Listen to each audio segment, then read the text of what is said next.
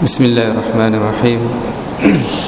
Alhamdulillahi Rabbil Alamin. Wassalatu wassalamu ala ashrafil anbiya wal mursalin wa ala alihi wa sahbihi ajma'in. Rabbi shrah li sadri wa yassir li amri wahlul 'uqdatam min lisani yafqahu qawli. Subhanaka la ilma lana illa ma 'allamtana innaka antal alimul hakim. Wa la hawla wa la quwwata illa billahil 'aliyyil 'azim. Amma ba'd. Wahaikum bitahiyatil Islam. Assalamualaikum warahmatullahi wabarakatuh.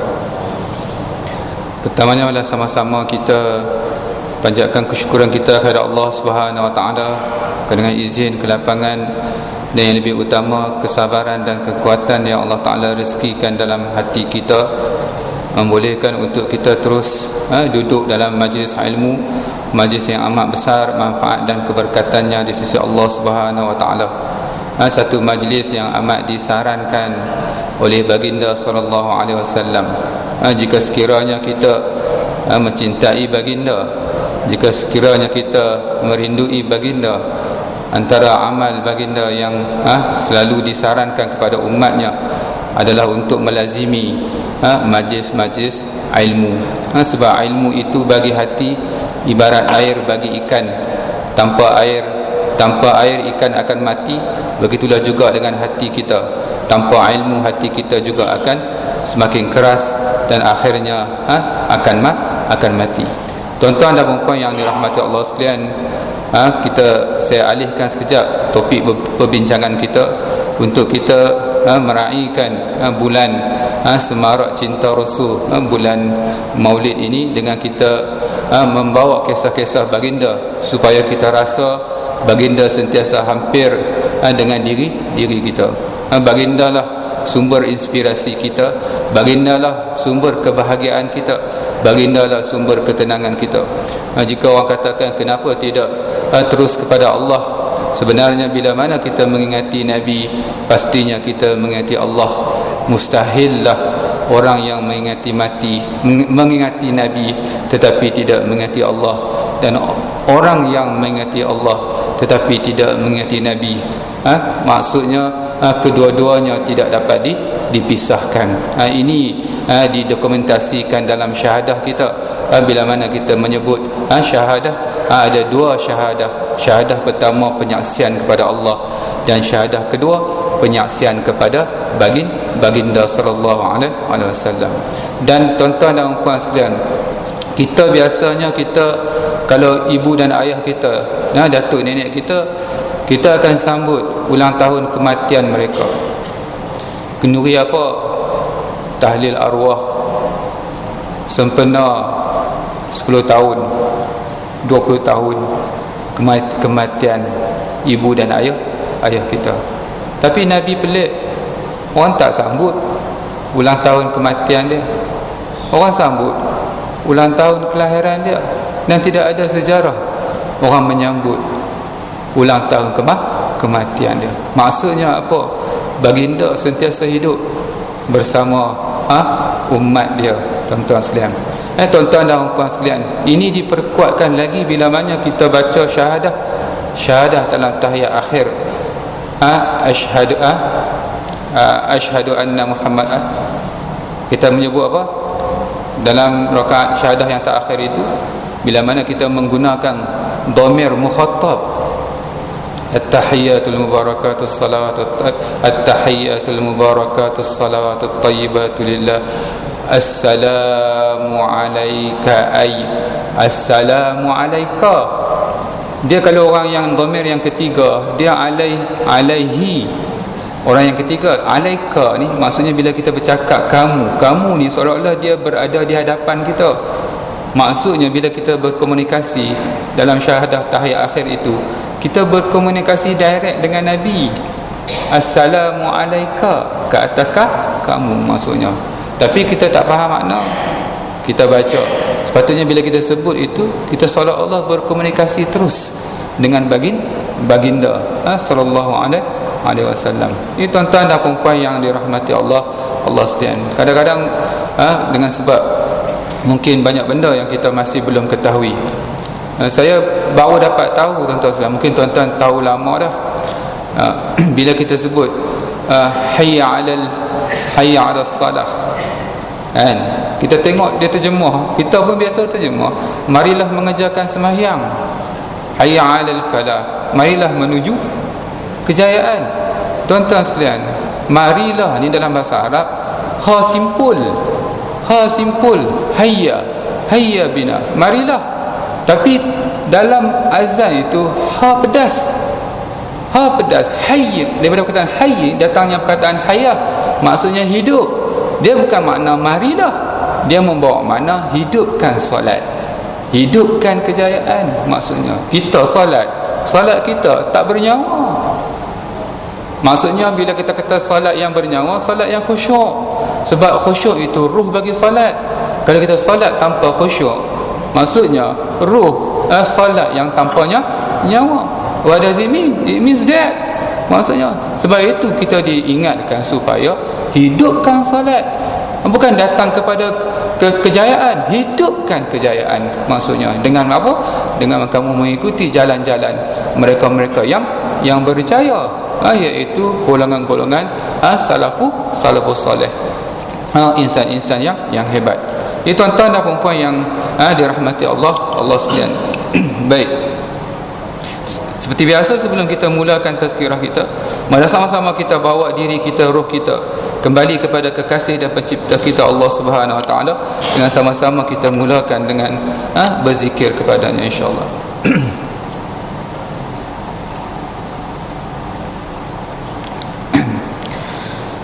فسبحان من لا يقدر الخلق قدره ومن هو فوق العرش فرد موحد مليك على عرش السماء مهيمن لعذته تعنو الوجوه وتسجد فسبحان من لا يقدر الخلق قدره ومن هو فوق العرش فرد موحد مليك على عرش السماء مهيمن لعذته تعنو الوجوه وتسجد فسبحان من لا يقدر الخلق قدره ومن هو فوق العرش فرد موحد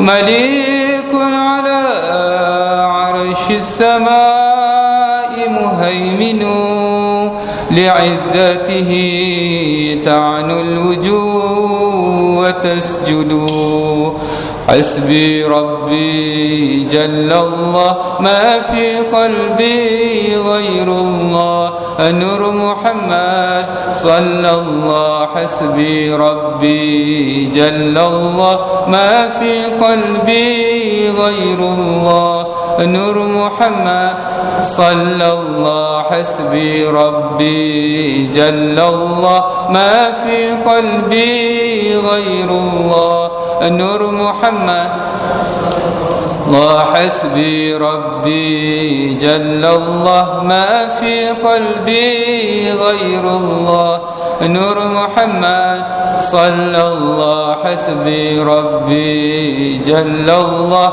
ما في قلبي غير الله نور محمد صلى الله ليس لها من دون الله كاشفا ليس لها من دون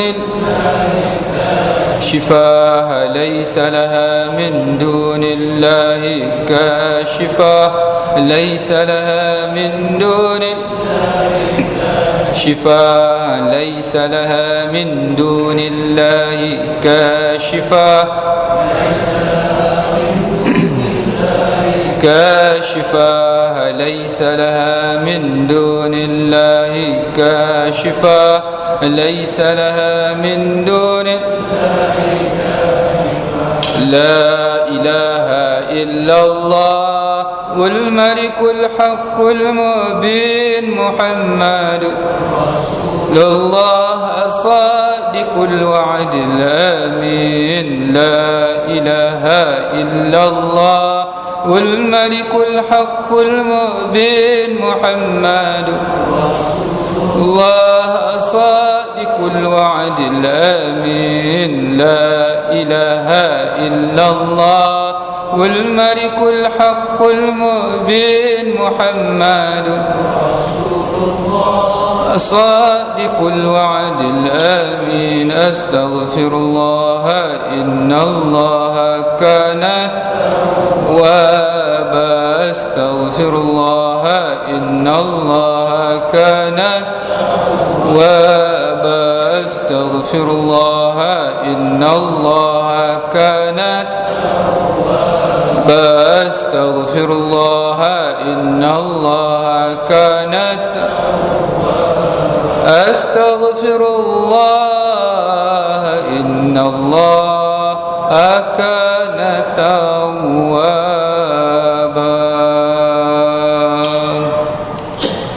لا إله إلا الله لا إله إلا الله لا إله إلا الله محمد رسول الله يا ذا الجلال والإكرام يا ذا الجلال والإكرام يا ذا الجلال والإكرام أمتنا على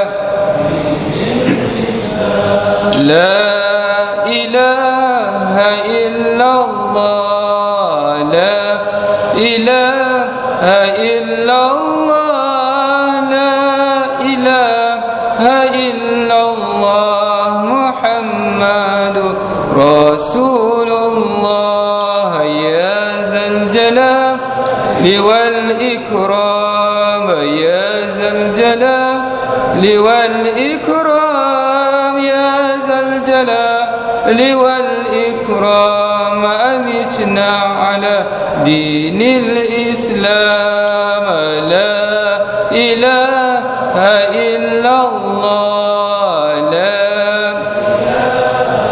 إلا الله لا إله إلا الله محمد رسول الله يا ذا الجلال والإكرام يا ذا الجلال والإكرام يا ذا الجلال والإكرام أمتنا على دين الإسلام الحمد لله.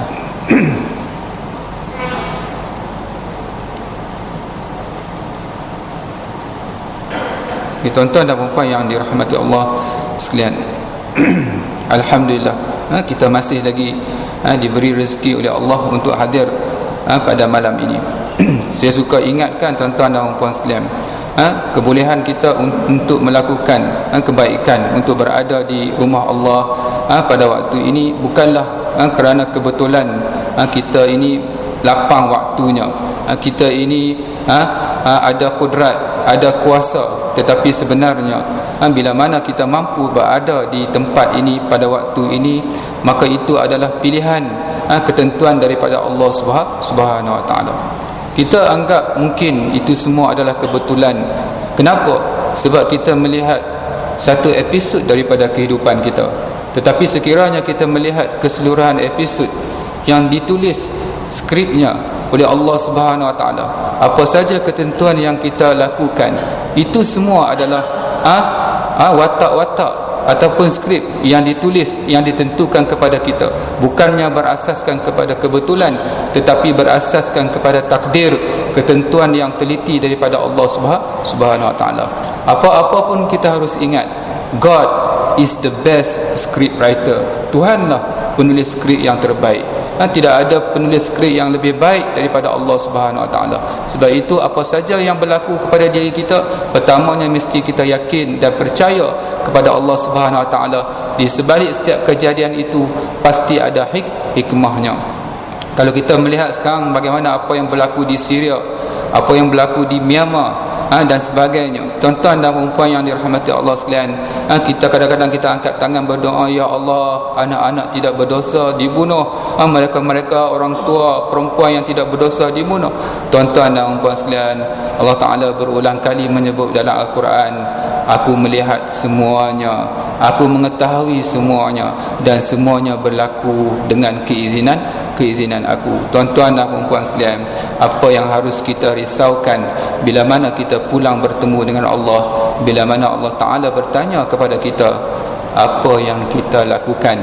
Itulah yang sepatutnya kita cari dan sediakan jawapan. Kepada sesiapa yang masih belum ada jawapan untuk dijawab di hadapan Allah Subhanahu Wa Taala, di kesempatan yang masih ada ini, maka carilah jawapan tersebut. Ya Allah, saya menangis, ya Allah. Itu sajakah yang mampu kamu lakukan kepada saudara kamu yang tertindas? Ya Allah, saya berdoa, ya Allah. Itukah saja yang terbaik yang mampu kamu lakukan? Ya Allah, saya menyumbang, ya Allah. Itukah saja yang mampu kalau kamu lakukan kepada sahabat kamu yang ditindas? Maka sediakanlah jawapan. Moga-moga bila mana kita bertemu dengan Allah, kita mampu bercakap, menjawab di hadapan Allah dengan keimanan dan keyakinan kita. Tuan-tuan dan puan yang dirahmati Allah sekalian, saya nak bawa balik sedikit gambaran sebelum kelahiran Nabi. Apa yang berlaku sebelum kelahiran Nabi, dan kita bandingkan dengan zaman kita ini. Adakah zaman kita ini lebih baik, ataupun sama, ataupun worse? Lebih teruk, tuan-tuan sekalian. Maksudnya kalau lebih teruk, kita pun mengharapkan seorang Nabi juga untuk dibangkitkan di akhir zaman untuk menyelesaikan masalah kita. Tapi itu harapan palsu, sebab tidak akan ada lagi Nabi akhir zaman.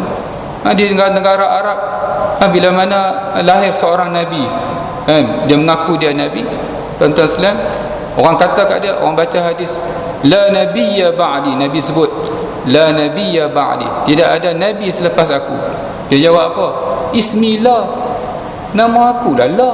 Kan Nabi cakap kan, La itu Nabi selepas aku, nama aku La, akulah Nabi kan. Itu semua kelentong, tuan-tuan sekalian. Tak ada dah Nabi selepas Nabi Muhammad, tuan-tuan sekalian. Apa yang berlaku pada zaman tu, kita bawa balik. Jom kita bawa balik pergi sana, guna manfaatkan otak kanan, teknik imajinasi. Apa yang berlaku, tuan-tuan sekalian? Kebejatan sosial, ataupun kita namakan sebagai kebobrokan sosialnya.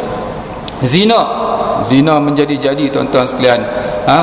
Orang perempuan menjadi objek seks, maksudnya menjadi hamba kepada nafsu laki-laki. Kita baru-baru ini dikejutkan juga dengan kelahiran anak luar nikah yang jumlahnya lebih ratusan ribu dalam tempoh 2 tahun, tuan-tuan sekalian, yang direkodkan. Anak zina ni, dia hasil daripada apa? Kalau tak lain daripada berzina. Maksudnya, tuan-tuan sekalian, dahsyat juga kan. Zaman sebelum Nabi lahir pun dahsyat, zaman kita pun dahsyat juga kan. Apa lagi? Bunuh anak. Dulu orang bunuh anak secara terhormat, digali kubur dan dibunuh anak perempuan. Sekarang rembat semua, anak laki-laki, anak perempuan, pedu buluh, lubang tandas, kumbahan, ditarik oleh anjing. Maksudnya begitu. Tengok-tengok, sama ke? Lebih teruk maksudnya. Apa lagi? Minum arak dan perjudian juga berleluasa dulu, kini, dan mungkin selama-lamanya, maksudnya sampai kiamat. Tanda-tanda kiamat, tuan-tuan sekalian. Dari segi ekonominya, kapitalisme, yang kaya terus kaya, yang miskin terus miskin, berlaku kini, dulu, dan mungkin akan berlarutan. Riba.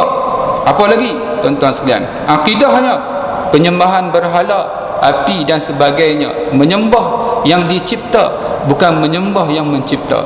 Kita mungkin kita tak sembah api macam dulu, kita tak sembah berhala macam dulu, tapi tuan-tuan sekalian, kita menyembah profession, kita menyembah duit, kita menyembah kerjaya.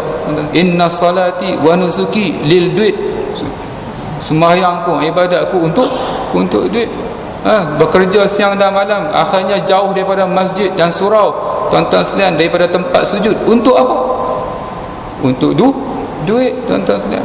Tuan-tuan dan puan yang dirahmati Allah sekalian, penyembahan sesama manusia, mengagungkan manusia. Kita kadang-kadang sanggup menjaga hati kawan, pada waktu yang sama quote and quote kita melukakan hati Allah Subhanahu Wa Taala.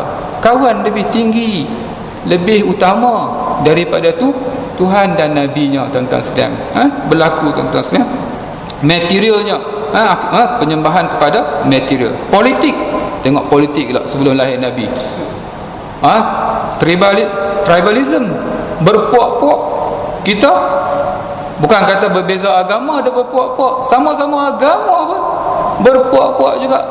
Bukan sebab musuh kita menjadi lebih kuat, sebab kita menjadi semakin lemah bila mana kita berpecah, tuan-tuan sekalian. Tuan-tuan dan puan yang dirahmati Allah sekalian, pada waktu itu dunia amat memerlukan seseorang yang dapat mengeluarkan manusia daripada kegelapan jahiliah kepada nur Islam. Menanti-nanti ummah janji datangnya Nabi akhir zaman, tuan-tuan sekalian. Kita macam mana? Kita nak tunggu siapa, tuan-tuan sekalian?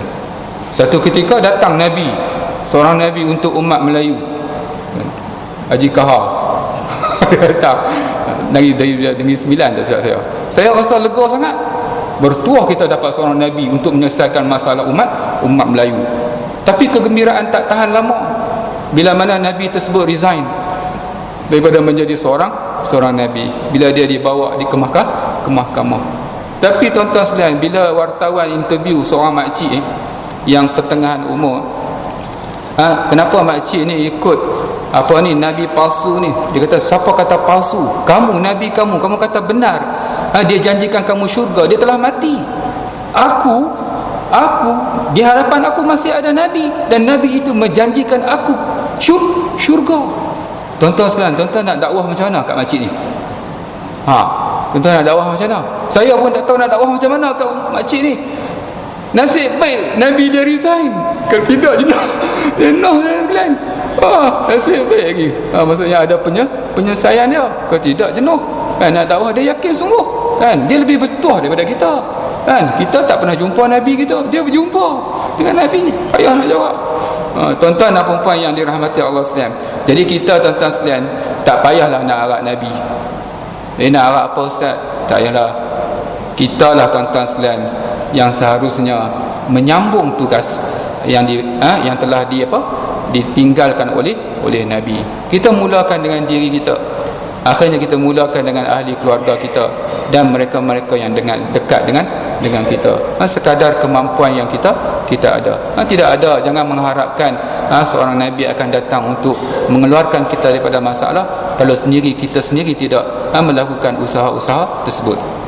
Tuan-tuan dan puan yang dirahmati Allah sekalian, ni satu lagi, tuan-tuan sekalian, yang menjadi panduan kepada kita. Nabi meletakkan batu asas hidup kamu ini matlamatnya. Kalaulah aku nak apa yang kamu sebenarnya, keinginan hawa nafsu kamu yang nak, itu bukan matlamat kamu dihantar ke sini, dijadikan, diciptakan. Utusan pembesar Quraisy, Utbah bin Rabi'ah, yakni bapa saudara Nabi juga, dia berkata kepada Nabi, wahai anak saudaraku, kau datang membawa agama baru. Agama baru engkau ni masalah kepada masyarakat kita berpecah. Apa yang sebetulnya kau kehendaki? Jika kau kehendaki harta, akan kami kumpulkan kekayaan kami. Ini setting dia. Kita pun macam tu. Kita nak apa sebenarnya? Kalau kita nak harta, Nabi dah boleh harta lama dah. Islam dah boleh jadi kaya lah lama dah. Tapi itu bukan matlamat. Nabi datang, Islam datang. Jika kau inginkan kemuliaan, akan kami muliakan engkau.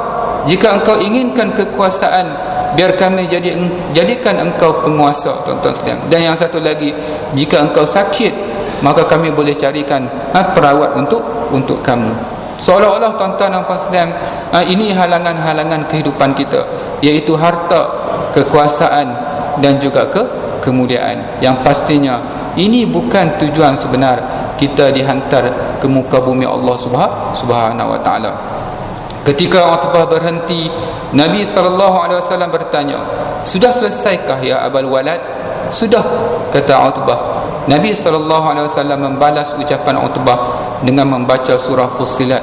Panjang surah Fussilat ini, dia menggariskan tentang tujuan beliau baginda SAW diutuskan.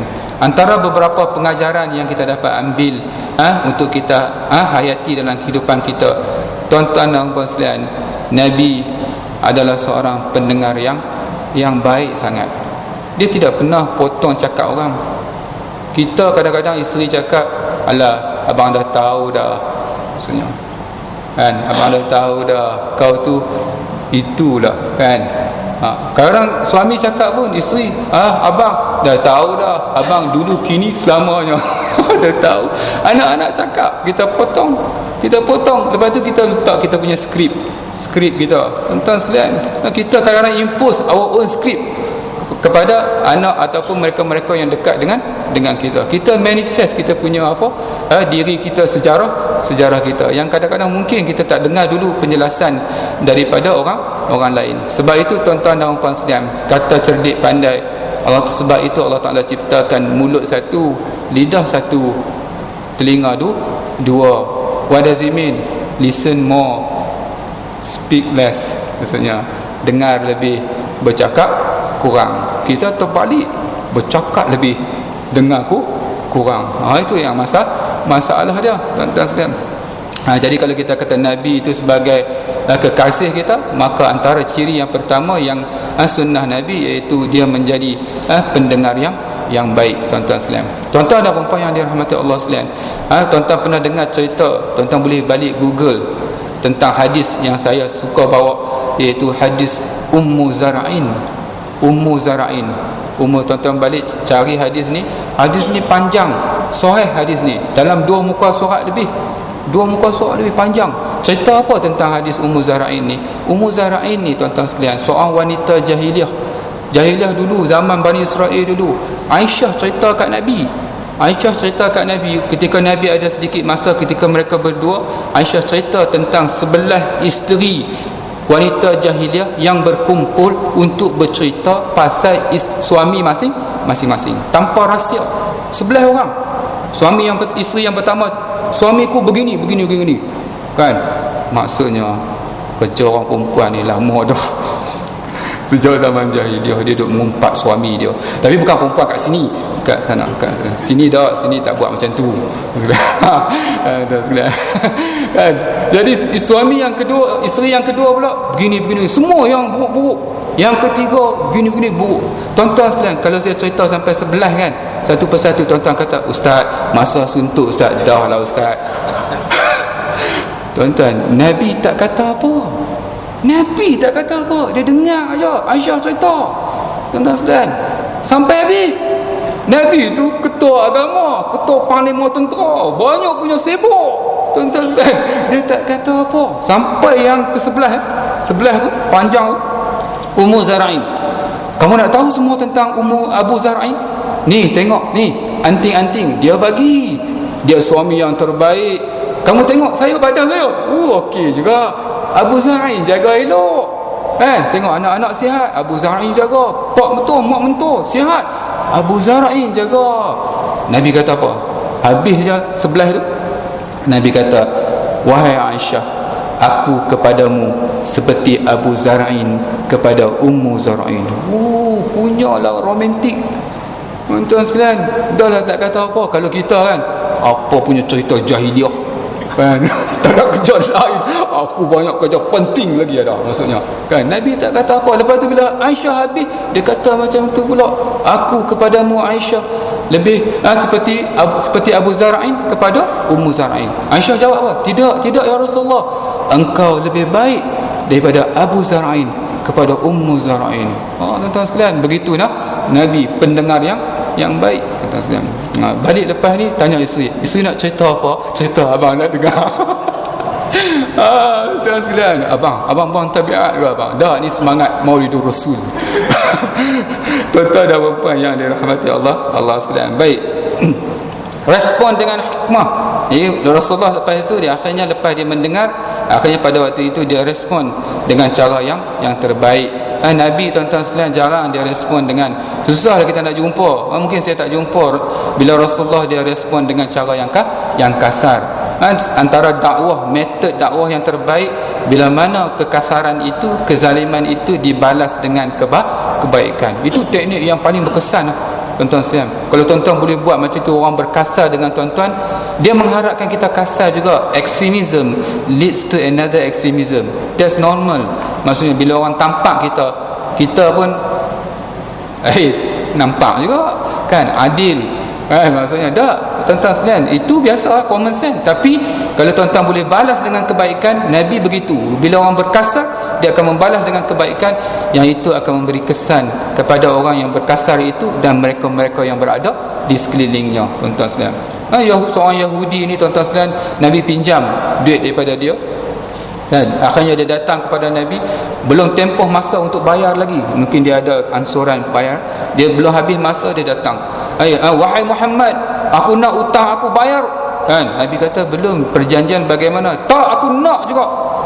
Akhirnya Nabi pulang ke rumah, ambil hutang dia, ikut bayar sekian-sekian, dia bayar lebih, dia bagi lebih kepada Yahudi ini. Akhirnya Yahudi kata apa? Wahai Muhammad, aku ni kepala Yahudi, aku tahu kisah para Nabi, aku sebenarnya nak test engkau je, betulkah kau Nabi? Memang engkau ni confirm Nabi, sebab ini ciri-ciri Nabi. Maksudnya dia membalas kebaikan, dia membalas kejahatan dengan kebaikan, kekerasan dengan kelembutan. Akhirnya ramai yang melihat pada waktu itu tertarik kepada Islam. Saya satu ketika saya tanya tuan-tuan sekalian, anak murid saya kata, kamu ni dalam umur kamu sekarang 25, 24 ni, kamu tak adakah satu cerita yang kamu boleh kongsikan, satu cerita yang kamu rasa worth to be shared? Semua senyap. Akhirnya ada seorang foreigner, dia bangun, Ustaz, I have one, I want to share. Dia kata apa? Di satu tempat Ustaz, ada orang dia nak bina masjid, tetapi tak cukup dana. Ada seorang kaya di situ, tetapi yang kaya itu kedekut, hidung masing, tangkai jering, dan yang sama waktu dengannya. Akhirnya tak dapat. Datang seorang syekh, tuan-tuan, bila datang seorang syekh, dia kata kepada ni, kamu ada masalah ni, nak buat masjid, kenapa tak siapkan sebagainya? Kami kekurangan dana. Dia tanya, ada tak di sini mereka-mereka yang berharta yang boleh saya pergi minta? Ada, di atas bukit sana ada, tapi tuan jangan pergi, nanti tuan akan dihina. Walaupun dia kaya tapi dia kedekut. Tak apa, kita ikhtiar, berikan, tunjukkan jalan kepada saya akan pergi, saya akan minta, saya akan cuba. Dia pergi sampai rumah yang kaya, berpagar, bertembok, ada security guard dan sebagainya. Jadi dia tanya, bagi salam, Assalamualaikum. Kebetulan seorang yang Islam juga, tapi tidak memiliki ciri-ciri Islamnya. Jadi guard jawab, Waalaikumsalam, tuan nak jumpa tuan saya? Ya. Ada janji temu? Tak ada. Tak boleh, tak ada janji temu, tak boleh, tuan saya takkan berjumpa tanpa ada janji temu. Kebetulan dia lalu, tuan itu lalu dekat guard tu. Ada apa? Saya ni wakil daripada penduduk kampung, mereka nak bina masjid, mereka ingin sedikit dana bantuan untuk kita siapkan masjid di tempat kita. Masuk kamu sini. Dia pun masuk. Mana tangan kamu, tunjukkan, saya nak bagi bantuan dana. Bila tunjuk tangan, ini tangan saya, kan? Apa yang dia buat, yang si kaya itu, dia meludah ke atas tangan tu, maksudnya dia ludah. Kalau saya duduk kat situ kan, hang tak bagi sudah, hang pi ludah pasal apa? Kan? Apa punya? Kan? Tapi tuan-tuan sekalian, itu memang itu yang dia harapkan. Itu yang dia harapkan. Kalau kita bertindak macam tu, common lah tuan-tuan sekalian. Tapi si alim ini, dia kata apa? Baiklah, saya ambil ludahan ini untuk saya. Ini untuk saya. Untuk Tuhan mana? Ini untuk Tuhan. Terkejut, kan? Saya ambil ludahan ini untuk saya. Untuk Tuhan mana? Kan? Dia terkejut. Dia keluar cek, tuan nak berapa? macam tu. Lepas ni nak cari dana buat macam tu. Tuan sekalian, kita kadang-kadang sama kan, bila orang tak bagi, apa rumah ni kau jangan pergi tu, memang rekod dia teruk. Kita macam tu tuan sekalian. Kita balas kekasaran dengan kekasaran. Tapi dakwah yang terbaik bila mana kita balas kita balas kekasaran dengan kelembutan. Itu yang ditunjukkan oleh Nabi kita sallallahu alaihi wasallam. Tuan-tuan dan puan yang dirahmati Allah sekalian, qudwah hasanah tidak merungut dengan kesusahan yang dihadapi. Tuan-tuan tak pernah jumpa dalam hadis Nabi yang dia merungut dengan Allah. Dia merungut dengan Allah. Kalau nak cipta alasan, saya selalu ulang, Nabi lah manusia yang paling berhak mencipta alasan. Kalau kita rasa kita ni teruk, kita ni miskin, kita ni tak berupaya, tuan-tuan dan puan sekalian, Nabi tugasan dia berat. Dia anak yatim, tak ada ayah, tak ada mak, dia miskin. Dia apa lagi? Isterinya yang berharta, Allah Ta'ala ambil isterinya Khadijah. Allah Ta'ala ambil bapa saudaranya yang merupakan pertahanan dia. Allah Ta'ala ambil tok wan dia, Abdul Muttalib. Tinggal dia, tuan-tuan sekalian. Dia boleh bercerita, ya Allah, bagaimana ya Allah engkau berikan tugasan yang berat, tetapi engkau ambil mereka-mereka yang menjadi tulang belakang kekuatan dalam aku berdakwah. Tapi Rasulullah mana ada cipta alasan? Kita banyak cipta alasan, tuan-tuan sekalian. Kenapa? Saya selalu kata, kenapa Nabi ditakdirkan miskin? Kenapa Nabi tak kaya, senang saja berdakwah? Kenapa Nabi ditakdirkan miskin? Banyak mungkin jawapan. Ustaz jawab, Ustaz, masa tidak mengizinkan. Maksudnya Ustaz tanya, Ustaz jawab cepat sikit. Tuan-tuan dan puan yang dirahmati Allah sekalian, mungkin jawapannya, tuan-tuan sekalian, supaya apa?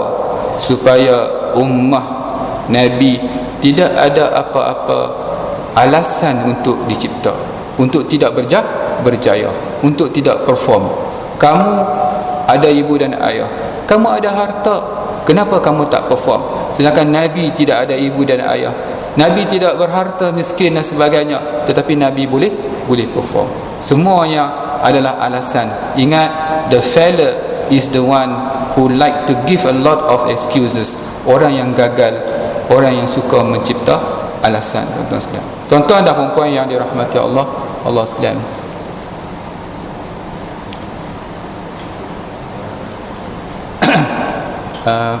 dia bunyi kan nanti kan. Okay. Baik, sama-sama bersusah dalam perang Ahzab dan perang Khandaq. Nabi, tuan-tuan sekalian, sama-sama berpisah. Pemimpin dengan rakyat sama-sama bersusah. Ketika dalam peperangan ini, peperangan yang perlu korek untuk buat kubu ini, Ahzab ini, tuan-tuan sekalian, sahabat datang dalam keadaan kelaparan. Tunjukkan Nabi, ya Rasulullah, kelaparan ya Rasulullah, kami lapar ya Rasulullah. Rasulullah tengok ada seketul batu diikat pada perut sahabat. Nabi angkat, tunjuk pada sahabat, aku pun lapar juga. Sahabat tengok ada 2 ketul batu. Sahabat seketul batu, Nabi 2 ketul batu. Kita kalau boleh dapat pemimpin yang macam tu, alhamdulillah, sekalian. Berdoa lah banyak-banyak. Tuan-tuan dan puan yang dirahmati Allah sekalian, itu sunnah dia, tuan-tuan sekalian. Bersusah bersama-sama, tuan-tuan sekalian.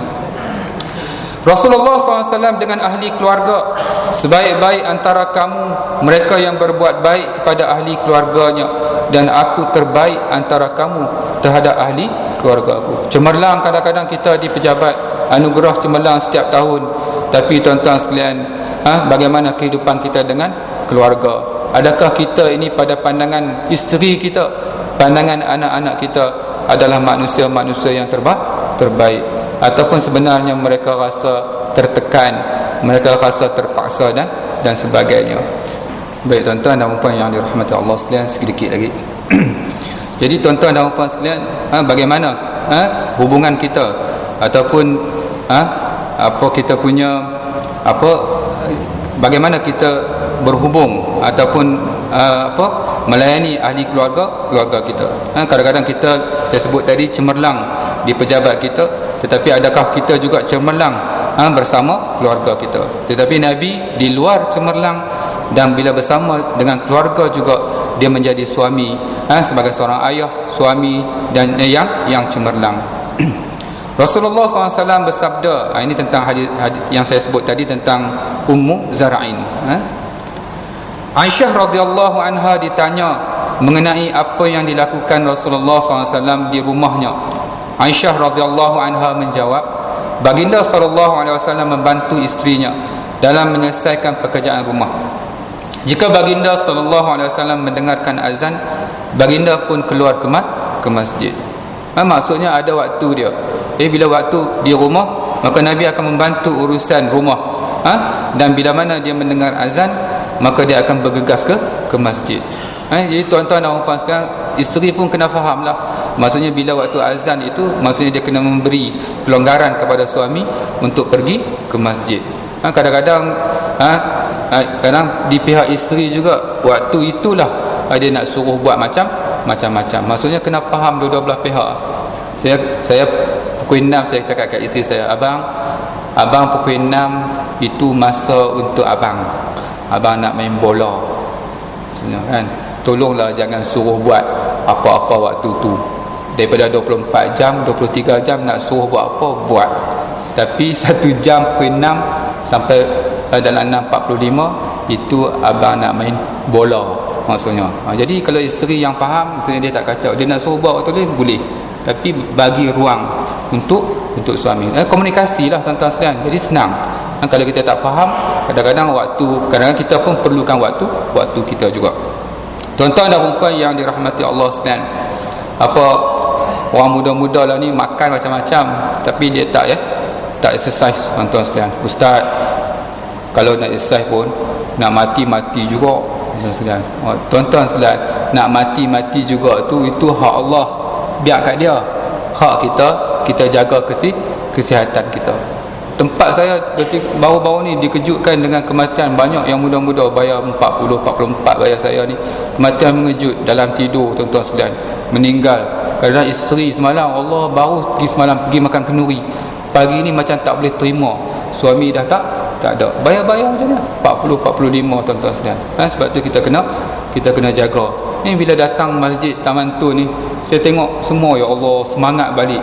Baru rasa umur saya masih panjang kan. Bila saya balik Sarjana, Allah, macam semua kira nak mati je. Tapi bila datang sini, aku jauh lagi perjalanan aku, tuan-tuan sekalian. Semangat balik, tuan-tuan sekalian. Tuan-tuan dan puan yang dirahmati Allah sekalian.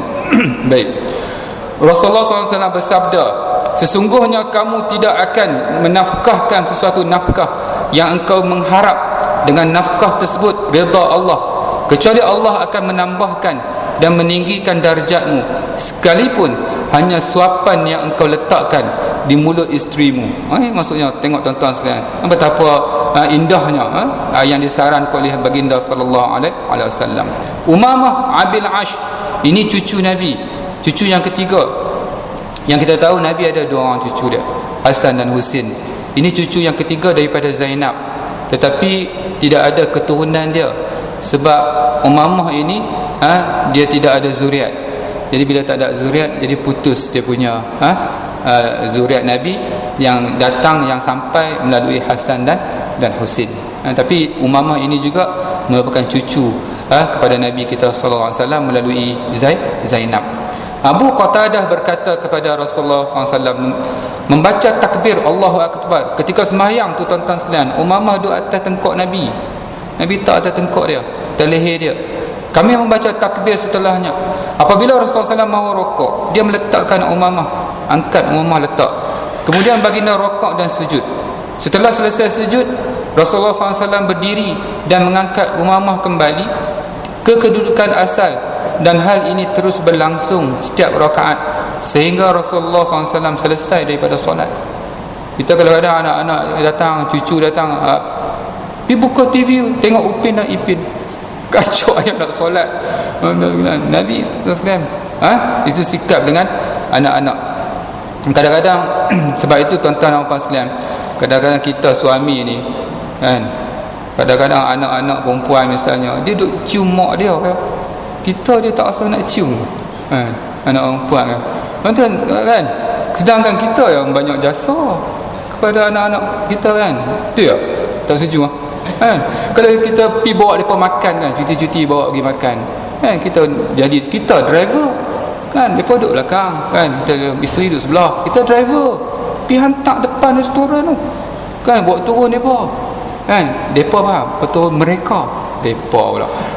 Bawa turun mereka kan. Mereka masuk dalam restoran kan. Depa bila masuk dalam restoran, mereka order dah. Mereka tak order untuk kita lagi. Kan kita pergi parking kereta punya lah jauh. Kan? Lepas tu jalan gedi masuk. Abang, kita orang dah order bang. Abang kita nak order, tak tahu abang nak makan apa. Oh, baru order. Kan? Lepas tu makanan dah mai datang. Dia orang makan lah. Kita dah tu kelipuk tengok dia orang makan. Ayah, pengorbanan seorang ayah, ibu kena ingat. Kan? Lepas tu bila habis makan, kita tengah dah makan. Abang makan lah. Kita nak pergi tengok-tengok sekitar ni kan. Oh, dia orang pergi tinggal kita. Lepas tu pekerja bawa resip. Kan? Kita kena bayar. Oh, ayah, kita kena bayar. Lepas tu kita nak balik kan. Nak balik. Hampa tunggu kat sini ya. Abang nak pergi ambil kereta. Ayah nak pergi ambil kereta. Pergi ambil. Dia jemput depan restoran. Masuk dalam kereta. Anak peluk mak. Mak, wonderful night. Dia salam. Dia cium mak dia. Ayah bengkok. Kenapa tak cium ayah? Ayah yang paling banyak berperanan malam ni. Tuan-tuan dan puan yang dirahmati Allah sekalian, jangan salahkan anak. Dalam kaedah kita Islam, al-jaza'u ala jinsil amal, balasan ikut jenis amal. Kenapa anak tak rasa nak cium kita?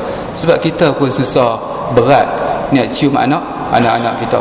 Sebab apa dia suka cium mak? Sebab mak rajin peluk cium anak. Tapi kalau kita pun rajin juga, maka tak mustahil anak kita akan cium kita juga, akan berterima kasih kepada kita, tuan-tuan sekalian. Sebab itu don't blame.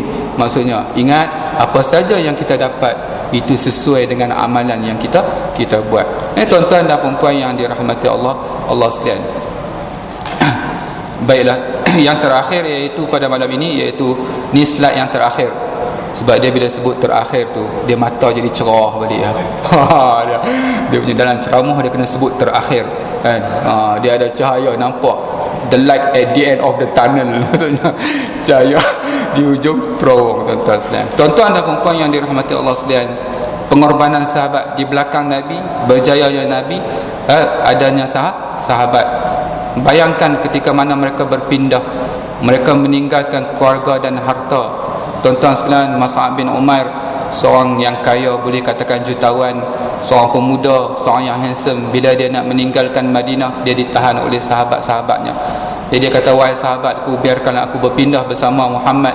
Kalau kamu nak harta, ambillah. Ya, kami nak harta. Kau nak pindah, maka ditinggalkan segala hartanya. Jadi akhirnya dalam peperangan pertama Badar, beliau jatuh gugur syahid.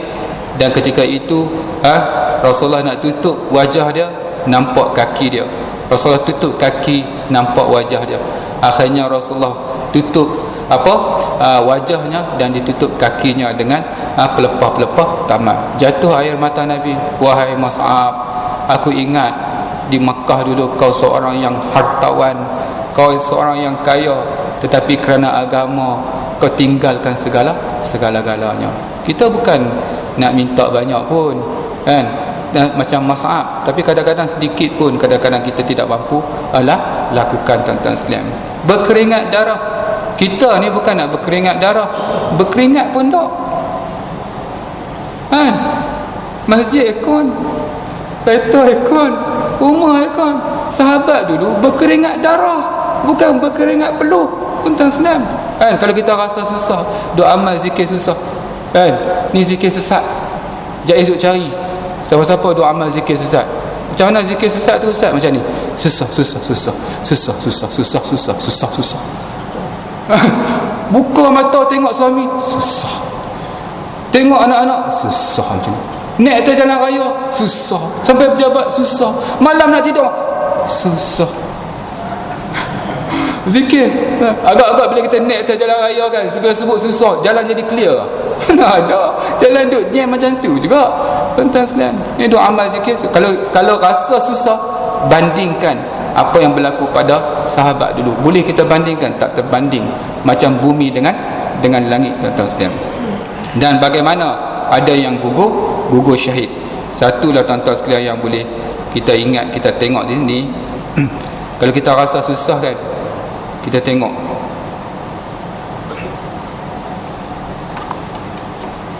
guna otak kanan. Bayangkan tuan-tuan sekalian,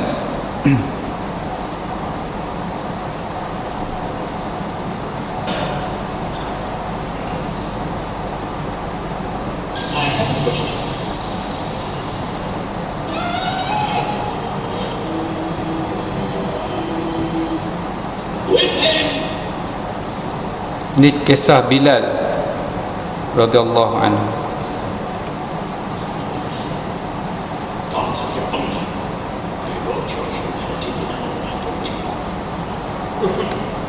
You will be corrected.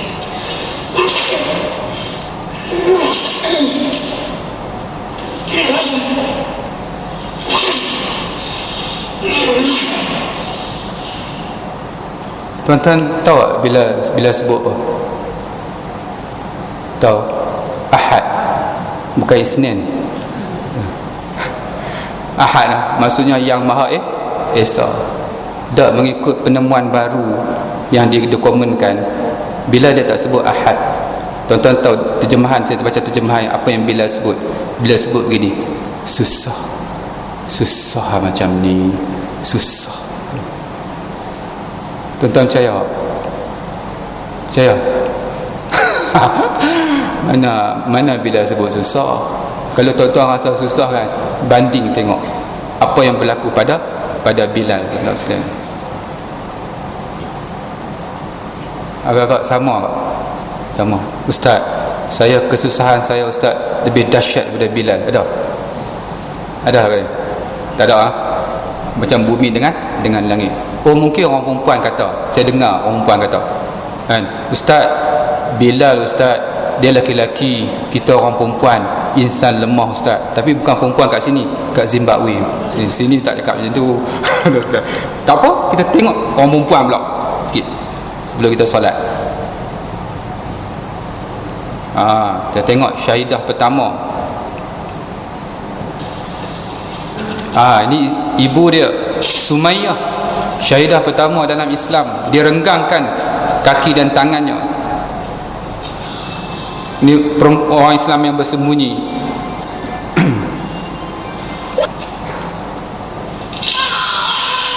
Tuan-tuan dan puan yang dirahmati Allah sekalian, begitu pengorbanan sahabat-sahabat dahulu. Kalau kita bandingkan dengan pengorbanan kita, rasa-rasanya seperti bumi dengan langit. Jadi jangan mudah sepatutnya kita rasa malu bila mana sedikit kita mengungkapkan ucapan susah, sukar dan sebagainya. Gunakan, manfaatkan otak kanan, gunakan imajinasi, bayangkan kesusahan mereka yang terdahulu, dan akhirnya bila kita bayangkan sedemikian, maka masalah kita sebenarnya tidaklah sebesar mana. Yang baik pastinya daripada Allah, yang dhaif daripada kelemahan diri saya sendiri. Saya sudahi dengan wabillahi taufiq wal hidayah.